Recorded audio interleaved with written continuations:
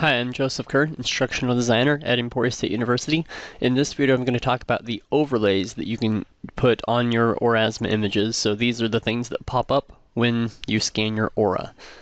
In your overlays window, just like with the trigger images, you can right-click on the folder and make a new folder to bundle these to save clutter. You can see here the types of things that have been added. So there is a 3D box that was in the intro video.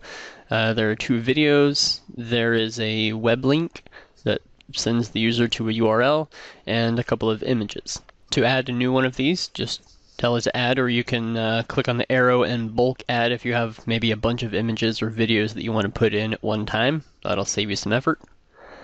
You give it the name. You can choose, if you have multiple folders, choose the folder. And these are the different types. If you have a downloaded video that you want to play, choose video. An image that would come up, you'd have the option of it being an image that covers the original, or there are ways when we look at auras to make it go full screen and you can overlay it on something else as you show it, just like with the examples in the intro video. You can have web pages come up on iOS, but not on Droid devices at this time, according to their information.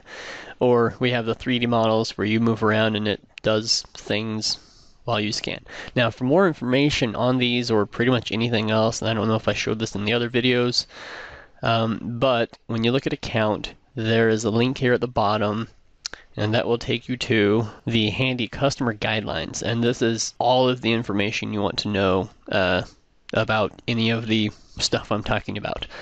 So it talks about the studio itself.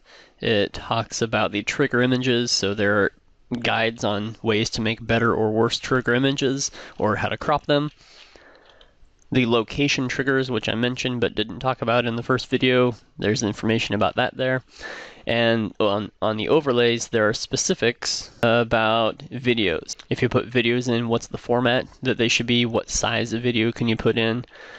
Same thing with images and 3D models. And so you can see the types of 3D model files that it would need to be in order to work. And then the web overlays. What information do you need about that? And that's where it says they only work on iOS.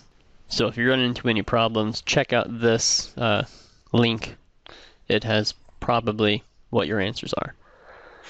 Okay, so the trigger image I'm looking at is going to be this one of people spraying. So what I want to do for this overlay is I'm going to put in a video that explains to people the dangers of spraying stuff without thinking of possible consequences of spraying stuff all over.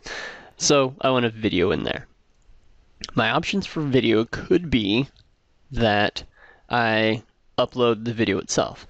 I could also upload the YouTube link, but when you load a link in there, it doesn't really work for YouTube. Like, the video will be really big and it won't fit on the screen and you can't control it the right way. So I would not put a YouTube link in. What I could do is put an image in with the obvious meaning that you should tap on this and it will play a video. And when we look at auras, we'll see how just tapping on an image will load a video. So it'll send somebody to our URL, which is different from the original URL loading. It gets complicated. But to load this one, all I did was tell it to add. I put in the name, spraying, and then it's the overlay. I chose the image. I browsed for the image, loaded it, and it shows up. I can add in the description if I want to, but not necessary. And it's really just that simple. Where it gets complicated are the auras, and we'll look at that next.